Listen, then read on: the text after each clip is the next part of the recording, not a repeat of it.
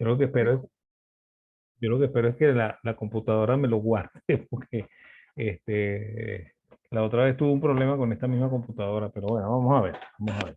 Ok. Hoy nos tocaría desarrollar el riesgo de sistema, ¿ok? Ya desde un enfoque más macroeconómico, que es como que es lo que normalmente se le llama riesgo de país, ¿no? Y aquí vamos a aprender algunas cosas muy interesantes, ¿ok? Entre ellas, cómo hacer las comparaciones de riesgo, ¿no? ¿Ok?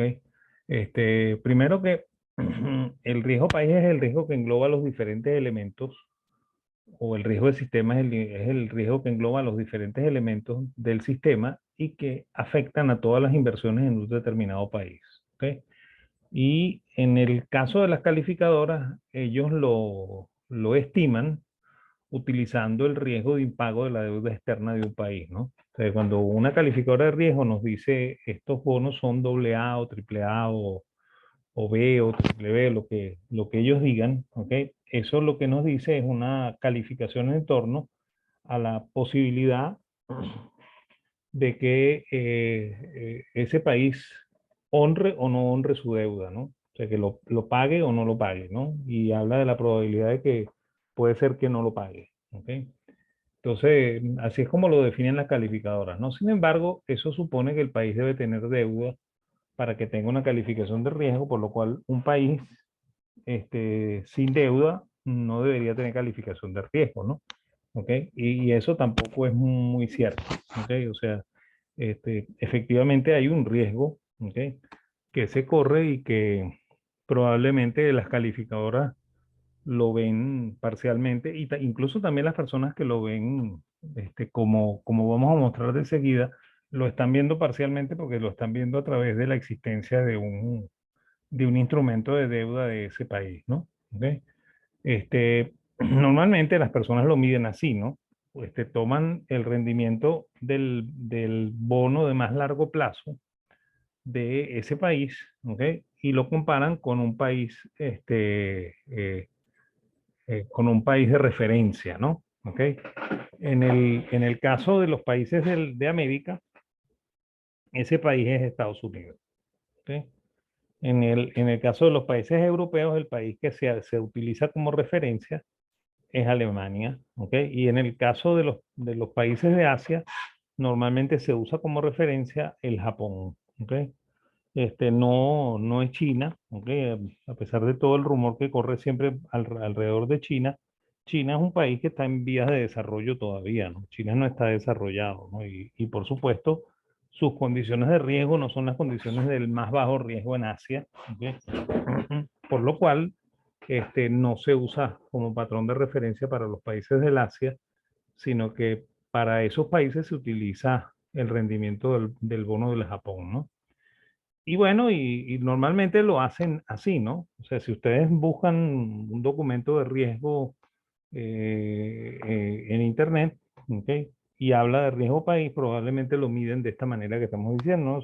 Supongamos que para el caso venezolano, tomamos el bono global venezolano, que es el bono que en su momento era el de más largo plazo, vencía en el 2030, ¿ok? Y si pudiéramos conseguir uno superior a ese en plazo de vencimiento, funcionaría utilizarlo, ¿no? Entonces vamos a suponer que usamos ese y ese rinde 8 y vamos a tratar de encontrar un bono emitido por el gobierno norteamericano cuya duración, ¿ok? Yo estoy poniendo ahí dos cosas, duración y maduración, ¿no? En realidad es la duración, ¿no? Sea similar, ¿ok? Y supongamos que nosotros conseguimos eso y ese bono rinde 5%, ¿no? ¿Ok? Entonces, normalmente lo que hacen los analistas es restar tasas, ¿no? Dicen 18 menos 5, 13, ¿ok? Entonces dicen el riesgo país Venezuela es 13%, ¿ok? Hay otros que son un poquito más sofisticados, ¿ok? Usan una medición que se llaman los puntos básicos, ¿no? O sea, cada 1% son 100 puntos básicos, por lo cual quien utiliza esa fórmula nos va a decir que el riesgo país es 1300, ¿ok? Pero 1300 puntos básicos es 13%, es exactamente lo mismo, ¿no? Sin embargo, vamos a ver que a mí no me gusta mucho esa forma de medir, ¿no? Ya van a ver por qué. Supongamos que estamos en esa situación, aquí en la situación inicial, o sea, Venezuela rinde 18, Estados Unidos rinde 5, la diferencia nos da 13.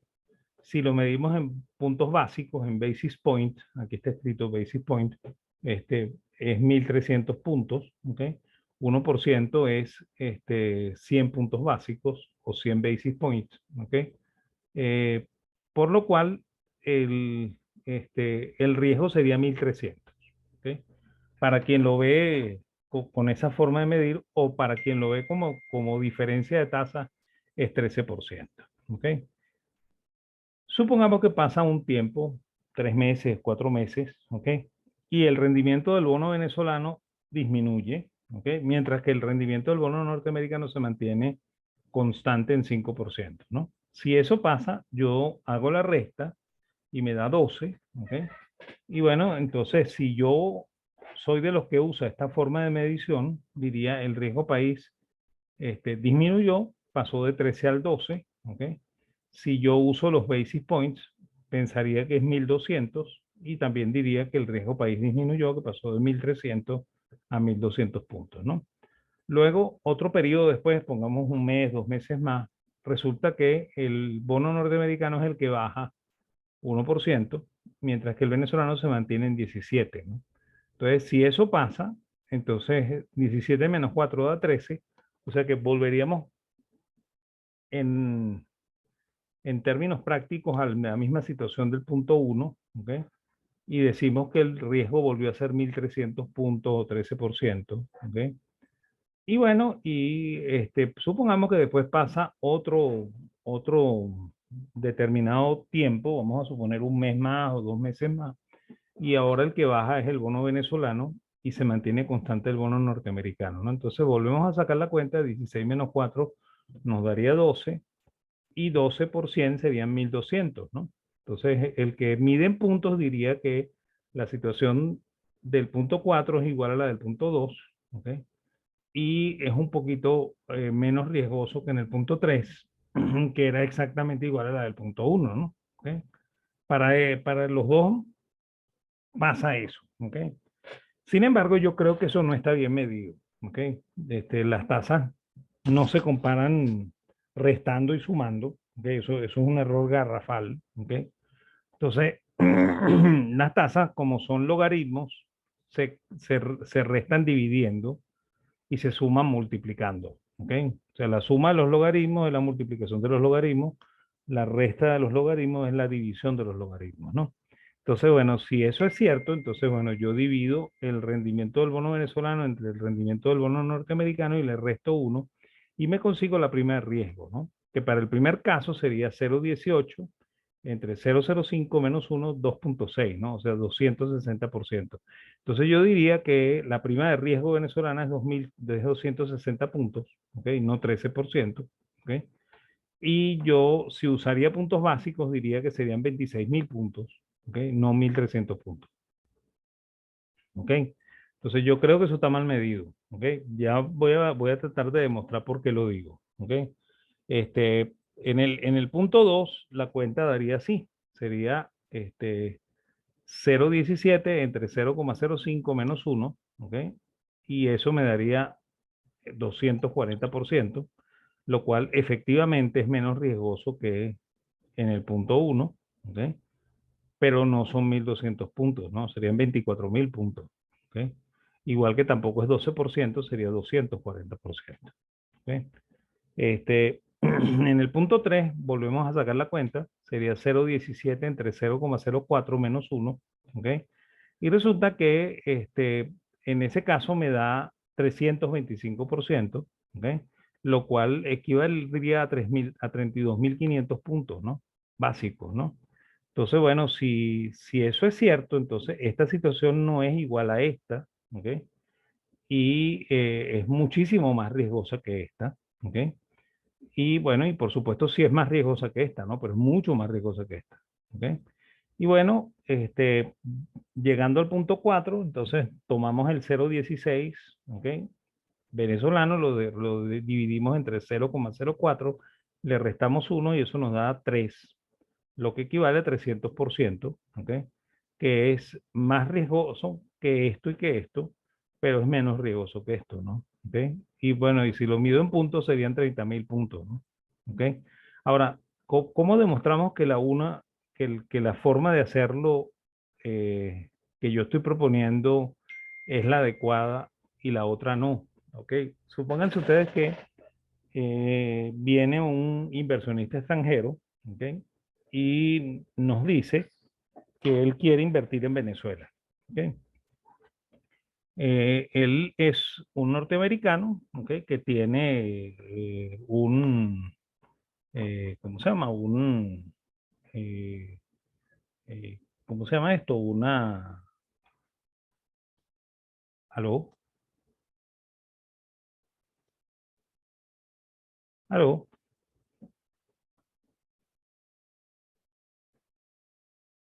¿Aló? Ajá. Yo pensé que se me había caído la señal.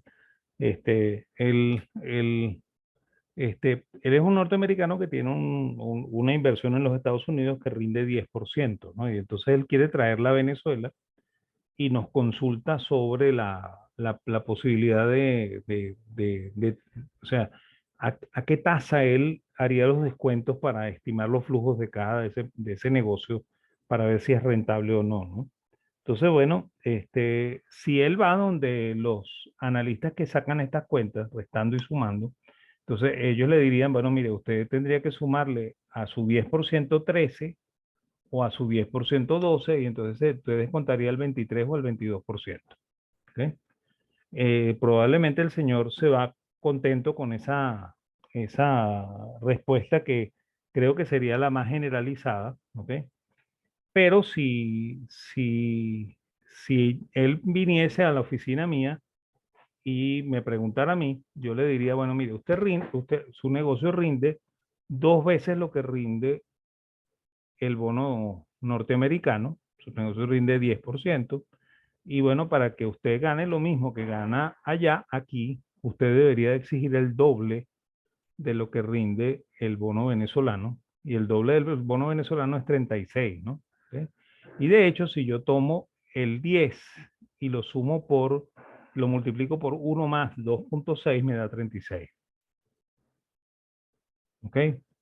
En este caso, ¿ok?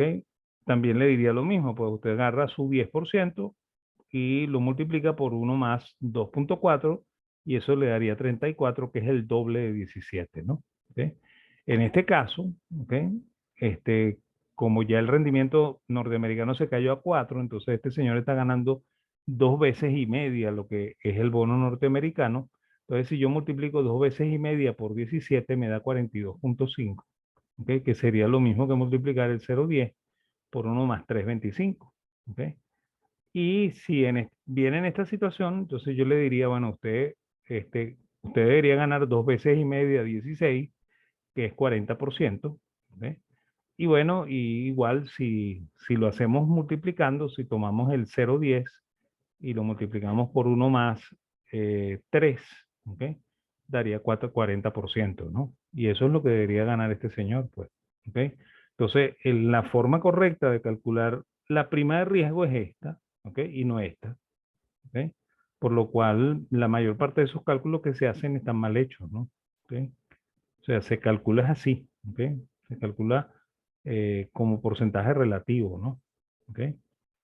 Ok, sin embargo, eso no es la calificación que hacen las calificadoras, ¿ok? Las calificadoras hacen su calificación muy particular que obviamente está relacionada a los bonos, pero no tiene como punto de partida el rendimiento de los bonos, ¿no? ¿Ok? Entonces las calificadoras son, la más antigua de todas es Standard Poor's, ¿ok? Que fue fundada en el año de 1860, ¿ok? La siguiente es Moody's Corporation, que fue fundada en 1909, ¿ok? Aquí tienen las direcciones, si les da curiosidad meterse ahí. Es más, normalmente hay información, alguna de esa información está en castellano, otra está en inglés y otra está en otros idiomas, ¿no? ¿Ok? Y alguna de esa información es gratuita también. ¿Ok? O sea que hay información que ustedes pueden bajar. ¿Ok? Eh, y que pueden ver qué es lo que hay, qué es lo que hace esa gente, ¿no? La tercera es Fitch Group, ¿ok? Y esa fue fundada en 1913. Fíjense que tienen mucha experiencia, ¿no? Bastante tiempo, ¿no? Y los chinos también tienen una calificadora, ¿no? Que se llama Dagon Global Credit Rating, ¿ok? Que fue fundada en 1900, en el año 2009, ¿ok? ¿Cómo califican, no? Fíjense, la Standard Poor's califica así, ¿ok? O sea, el menor riesgo es triple A, después viene doble A, después viene A, ¿ok? Luego viene triple B, doble B, después triple C, doble CC y D para los bonos que están en default, o sea, bonos que no se pagan, ¿ok? Moody's usa los mismos criterios, ¿ok? Pero su forma de etiquetar es A minúscula, A minúscula, A minúscula, A, B minúscula, B minúscula, B, C minúscula, CA minúscula y C. Y por supuesto el D y el no rating, ¿no? ¿Okay? Que ya vamos a explicar qué significan esas dos cosas. ¿Okay? Fitch copia un poco el sistema de Standard Poor's y Dagon también copia un poco el sistema de Standard Poor's, ¿ok?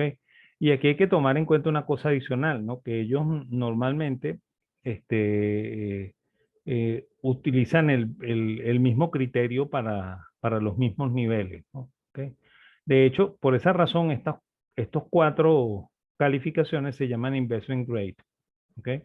Que lo podríamos traducir como calificación de inversión. ¿Ok? Y estas que están aquí abajo, ¿ok? Que serían 7, son los non-investment grade. ¿Ok? Que los llaman también speculative grade, ¿no? Y yo aquí tengo objeciones por todos lados, ¿no? La primera objeción es que para mí es inversión comprar un bono triple A como comprar un bono D. ¿Ok? Yo no he dicho qué significa D. D significa que el bono está en default. ¿Ok? O sea, que no se paga. ¿Ok? O sea, que cuando un bono está como los bonos venezolanos que no lo pagan, entonces lo califican como D. ¿Ok? Y cuando no tiene calificación, le ponen NR. ¿Ok? No rating. ¿Ok? O sea, por ejemplo, si Venezuela emitiera por primera vez y no tuviese calificación, ¿ok? Entonces la calificación que le daría Standard Poor's o Moody's o Fitch o Dagon sería no rating, ¿no? No calificada. ¿Ok? Ok, para mí es una inversión comprar un triple A igual que lo es comprar un D. ¿Ok? Y para mí es especulativo comprarse un triple A como comprarse un D. ¿Ok? Entonces yo creo que estas definiciones están mal hechas, ¿no? ¿Ok? O sea, si yo estoy comprando esto no es un non-investment, ¿ok? Esto es un investment, ¿ok? Igual que si yo estoy comprando esto es especulativo, ¿ok? No solamente estos son especulativos, ¿ok? Especulativo lo que significa es que yo estoy especulando en torno al futuro de eso, ¿no? ¿Ok? Si yo me compro un D, es porque yo estoy especulando que eso lo van a pagar o que va a crecer, va a subir de precio, ¿ok? Y yo voy a ganar plata, ¿ok? O sea que siempre estoy haciendo especulación, pues. Si yo me compro un triple A, me lo compro también por razones especulativas, ¿no? ¿Ok? Yo quiero bajo riesgo, pero igualito estoy especulando. ¿Ok? ¿Estamos? Entonces, así es como califican, ¿no? Y para el corto plazo, ¿ok? Ellos califican muy parecido. Me salté la lámina, ¿ok? Califican y el investment grade, ¿ok? Como A1, A2, A3, ¿ok? Estos son para bonos de muy corto plazo, ¿ok? Y los non-investment grade son los B, C y D, ¿ok? En el caso de Moody's, Moody's se niega a calificar los que ellos consideran que tienen B, C y D, les ponen en no rating, ¿ok? Standard Poor's, Fitch y Dagon sí los califican, ¿ok?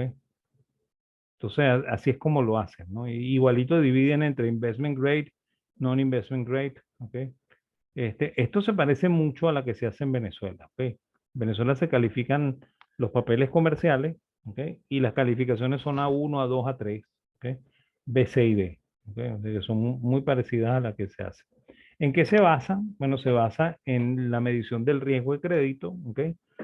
Por tanto, es una probabilidad de que lo que miden es la probabilidad de que el inversionista cobre el bono durante la vida del mismo y hasta el vencimiento, ¿ok? Por lo cual son una medida probabilística, ¿no? ¿Ok? De hecho, cuando ustedes leen los enunciados, ¿ok? En el documento de riesgo que les voy a colocar, o sea, que ya está colocado en la página, cuando entren en la página lo van a poder bajar, ¿ok? Están todas las especificaciones de cada uno de los rangos, del AAA, del AA. Y entonces ustedes se van a fijar que, por ejemplo, cuando pasamos de los primeros cuatro, AAA, AA, A y BBB, no dice que haya probabilidades de pérdida de la inversión. ¿Ok? Cuando llegamos a W, empieza a aparecer una ligera probabilidad de no cobrar el bono. ¿Ok? Entonces, ahí, eso va creciendo hasta que llegamos a D. En D no les están pagando el bono, por lo cual ellos lo consideran en default. Pues, ¿ok? este, Son una medida probabilística y obviamente mientras más abajo estoy en la calificación, ¿ok? Más, ¿cómo se llama? Más probabilidades tengo de que no me lo paguen, ¿no? ¿Ok? Y bueno, y estudian el riesgo de cada país de una manera particular, ¿ok? Y ellos califican de acuerdo a esa calificación, ¿ok? Ahora vamos a hablar un poco también de eso, ¿ok? Haciendo un ejemplo medianamente histórico, ¿no? Fíjense el caso de Venezuela, ¿no? Eh, Venezuela nació con deuda, ¿no? Cuando se hizo el proceso de independencia, el Libertador endeudó a Venezuela inicialmente, ¿ok? Y luego esa deuda pasó a cabeza de lo que se llamó Colombia, ¿no? Que era la unión de lo que hoy en día es Colombia, Venezuela y el Ecuador, ¿ok? Y bueno, y Panamá, ¿no? Panamá también formaba parte de eso, lo que pasa es que Panamá era parte de la Nueva Granada, que es lo que después se llamó Colombia, ¿no? Entonces, este, eso nació endeudado, ¿ok? Porque antes de que los países se establecieran como tal, ¿ok? Ya tenían deuda, ¿ok? Y bueno, en el año 26, ¿ok? Bolívar decide también hacer el default, ¿no? Y no pagar la deuda, ¿ok? Y ahí comienza una crisis horrible que, bueno, que termina con la salida de Bolívar de la presidencia, ¿ok? Y bueno, y después con la muerte de Bolívar y la separación de las tres naciones, ¿no? ¿Ok? Entonces, bueno, ahí se pica la deuda por el número de habitantes, ¿ok? Y como Venezuela había perdido mucha gente en la guerra, ¿ok? Venezuela fue el sitio más complicado para liberarse porque Venezuela no se quería liberar, ¿ok? Entonces ahí hubo que hacer mucha guerra y murió mucha gente. Entonces, bueno, Venezuela perdió mucha población, ¿ok? Y bueno, le tocó un pedazo más pequeño, ¿ok? Que el que le tocó al Ecuador, ¿ok? Fíjense, si lo hubiesen dividido por tamaño de territorio, probablemente le hubiese tocado un pedazo más grande de deuda a Venezuela, ¿ok? Pero se dividió por habitantes, ¿ok? Y a Venezuela le tocó el tramo más pequeño, ¿ok? Bueno, luego de eso, ¿ok? El siglo XIX fue todo un drama porque cada rato se suspendía el pago de la deuda y se suspendía hasta que llegó el general Juan Vicente Gómez y decidió que él iba a pagar la deuda y bueno, empezó a hacer unos esfuerzos bien grandes por pagarla hasta que en el año de 1930, ¿ok? Y por supuesto ayudado por el creciente ingreso petrolero, ¿ok? Terminó de pagar la deuda, ¿ok? Y Venezuela estaba sin deuda interna y externa, ¿ok? Luego, en el gobierno de Pérez Jiménez, se empezó a endeudar de nuevo Venezuela, ¿ok? Y incluso Pérez Jiménez cometió un error que yo siempre lo llamo el error perejimenista, ¿ok? Que es el error que cometen los presidentes casi siempre, cuando suben los precios del petróleo. Pérez Jiménez le subieron los precios del petróleo y bueno, y él pidió deuda para invertir, ¿ok? Y se hizo un plan de inversiones y el plan de inversiones colapsó porque los precios del petróleo se cayeron, ¿ok? Y bueno, y nos quedamos endeudados, ¿ok? En default, ¿ok? Y con un plan de inversiones que nunca se ejecutó, ¿ok? Entonces, bueno, llegó la democracia le tocó reestructurar esa deuda, ¿ok? Y, y bueno, más o menos la acomodaron en 1964, ¿ok? Por lo cual el país se enrumbó de nuevo y volvió a empezar a crecer, ¿no? Y bueno, en el primer gobierno de Pérez, Pérez comete el mismo error de su tocayo Pérez Jiménez, y el tipo le suben los precios del petróleo y se endeuda, ¿ok?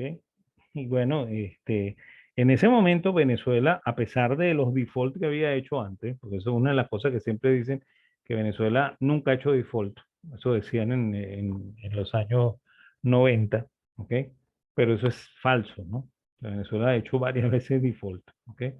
Y bueno, por esa razón, en 1973, cuando está a punto de comenzar el gobierno de Pérez, la calificación era doble A, ¿ok? Y bueno, y Pérez comenzó a endeudar el país, ¿ok? Sistemáticamente, hasta que en el año 82 ocurrió un evento bien curioso, ¿ok? Que el- eh, estaba mandando ya Luis Herrera Campins, ¿ok?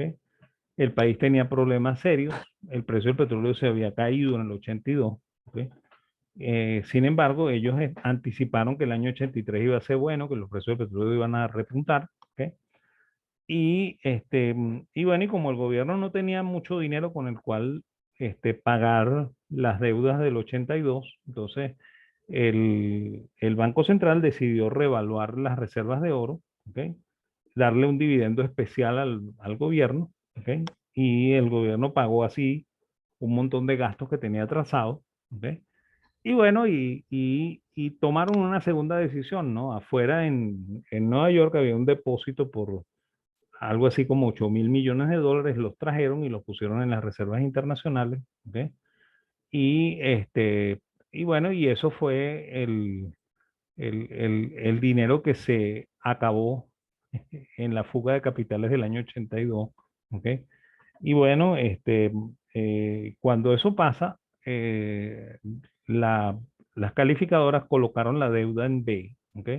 Y eso fue un escándalo internacional, ¿no? Incluso en Venezuela, se quejaron muchísimo porque Venezuela, supuestamente era un país sólido y no sé qué, y de repente, lo califican como B, ¿ok? Pero unos meses después, en febrero del año 83, se descubrieron que las calificadoras tenían razón y que ese país no era doble A, pues, ¿ok? Y bueno, y ahí comenzó un nuevo default, ¿ok? Que duró hasta más o menos el 86, cuando eh, Lucinchi refinanció parcialmente la deuda venezolana y después ese problema se solucionó con el gobierno de Pérez II, en el cual se refinanció el resto de la deuda venezolana, ¿ok? Y bueno, y hoy en día, después del 2017, estamos en default otra vez, ¿no? ¿Ok? O sea que el caso de Venezuela es anecdótico para estudiar esto del riesgo de país, ¿no? ¿Ok? Pero eso sí, ojo con esto, ¿no? Yo no estoy muy conforme con las calificaciones de riesgo de las calificadoras, ¿ok? Y puedo poner también ejemplos en contrario, ¿no? ¿Ok? Por ejemplo, en la crisis asiática del año 97, este, todas las empresas que quebraron en Asia estaban calificadas AA y AAA, ¿no? ¿Ok? Y en la crisis de las .com también, ¿ok? Las empresas que quebraron estaban calificadas como AA y como AAA, ¿ok? Y ¿cómo se llama? En la crisis del año 2008, la famosa crisis de las inmobiliarias, ellos, los bancos que quebraron y y la compañía de seguro que quebró estaban calificados doble A, ¿ok? Y los papeles que hicieron default estaban calificados como doble A, ¿no? Y triple A. Entonces, a mí no me pueden decir que no se equivocan, ¿ok? O sea, que eso como que es una cosa recurrente también en las calificadoras, el equivocarse, ¿no? ¿Ok? Ojo con esto, ¿ok? Yo no soy partidario de que las regulen, ¿ok? No creo que el negocio sea regularla porque creo que quienes la van a regular saben menos de eso que ellas, ¿ok? Entonces, en eso no estoy de acuerdo, pues, ¿ok? Bueno, como les dije, la clase iba a ser breve hoy, ¿ok? Ya yo la voy a cerrar, ¿ok? Y nos vemos mañana. Mañana creo que terminamos el tema de riesgo y comenzamos ya con los mercados, ¿no? La clase de mañana sí va a ser un poquito más larga, ¿no? Entonces, me disculpan lo breve, ¿ok? El que no tuvimos clase el miércoles pasado y que este miércoles sea tan breve, pero bueno, ya yo me imagino que las semanas que vienen voy a tener menos compromisos que me tienen de verdad bastante complicada la vida a mí, ¿ok? Bueno, muchas No gracias. se preocupe, profe, nos vemos. Muchas gracias por estar aquí, ¿ok? Y bueno, en un rato les pongo la presentación y el video por si acaso quieren volverlo a ver o si le dicen o los compañeros que no entraron, pues, ¿ok? Entonces, bueno, nos vemos, pues, que les vaya bonito, ¿ah?